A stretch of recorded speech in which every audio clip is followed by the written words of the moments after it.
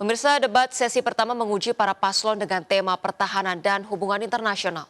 Anies langsung bertanya soal kinerja Prabowo sebagai Menhan yang dibalas Prabowo bahwa Anies terlalu berteori. Sementara Ganjar menyoroti korupsi sebagai permasalahan pertahanan. Segmen ini diwarnai dengan aksi Prabowo yang memotong pemaparan Anies Baswedan yang membuat suasana memanas. Presiden nomor urut 1, Bapak Anies Baswedan. Pertahanan negara yang tangguh dapat dicapai dengan memanfaatkan teknologi siber, kecerdasan buatan dan satelit untuk informasi geospasial. Pertanyaannya, apa kebijakan paslon untuk mendapatkan akses teknologi dan pengembangannya guna memperkuat pertahanan Indonesia? Waktu menjawab selama 2 menit, Pak Anies, dimulai dari Bapak berbicara, kami persilahkan. Terima kasih. Sebelum saya menjawab pertanyaan itu, saya mengklarifikasi tadi data yang meleset. Maaf Pak Prabowo, angkanya terlalu kecil. Bukan 320 hektar, tapi 340.000 hektar. Saya klarifikasi. Kemudian itu pun salah. Melanjutkan. Itu pun salah. Atas apa yang perlu saya sampaikan. Mas Anies, Pak Prabowo, jangan Pak Prabowo, data yang salah. Pak Prabowo, mohon maaf, ini mohon nanti tenang ada dulu kesempatannya, hadirin. baik. Mohon tenang. Harap tenang. Mohon tenang. Sekali lagi ya, saya berpandangan Pak Anies juga terlalu teoritis. Semuanya bagus, indah, tetapi yang nyata tentang masalah AI, cyber, teknologi tinggi dan sebagainya adalah sumber daya manusianya, awaknya. Saya begitu jadi menteri, saya membentuk 4 fakultas baru di bidang sains, teknologi, engineering, dan mathematics.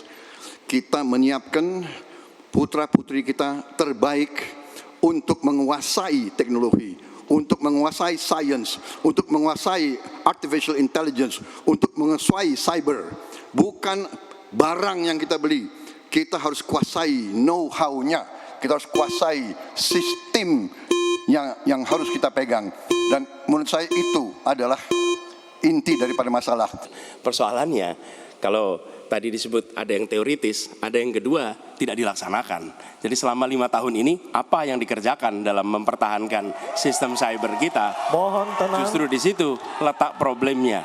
Jadi ketika anggaran yang begitu besar dialokasikan justru bukan untuk mempertahankan yang hari ini menjadi serangan paling modern yang terjadi. Ini adalah ancaman yang paling nyata dan dirasakan di seluruh keluarga, bukan hanya di sektor pemerintahan. Karena itu menurut kami, langkahnya investasi jangka panjang boleh, tapi manfaatnya itu baru dirasakan bisa 5 tahun, 10 tahun yang akan datang. Pertanyaannya hari ini dan kemarin apa? Dan itulah yang menjadi fokus kita. Segera siapkan sistemnya, segera siapkan orangnya, segera siapkan langkahnya. Yang pertama kita mesti menguatkan BSSN. Dan kita penting untuk membuat security system yang baik. Bahkan selain membangun SDM dan infrastruktur yang baik, maka kecepatan internetnya dan coveragenya harus tinggi.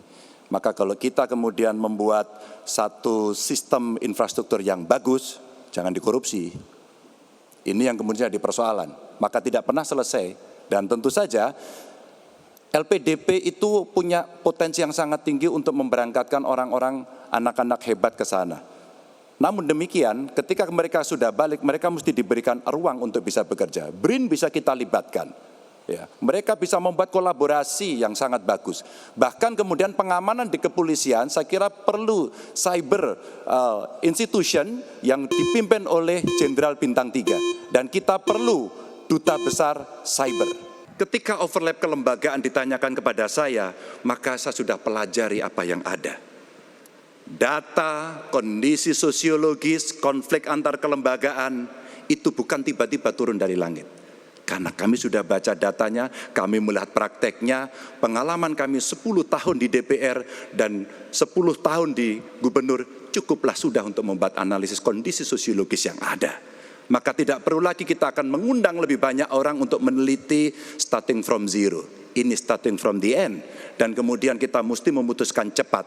Maka kalaulah kemudian seluruh data itu sudah ada di kepala kita, sudah tertuliskan dengan baik, maka yang diambil adalah keputusan karena kita punya konsep untuk memutuskan itu. Kecuali kita blank dan kita tidak pernah tahu dari mana Anda akan memulai. Kita sekarang pun sudah jadi panutan bagi banyak negara di Afrika. Begitu banyak negara di Afrika sekarang melihat ke kita, datang ke kita, minta belajar dari kita. Karena kita dianggap negara selatan yang cukup berhasil.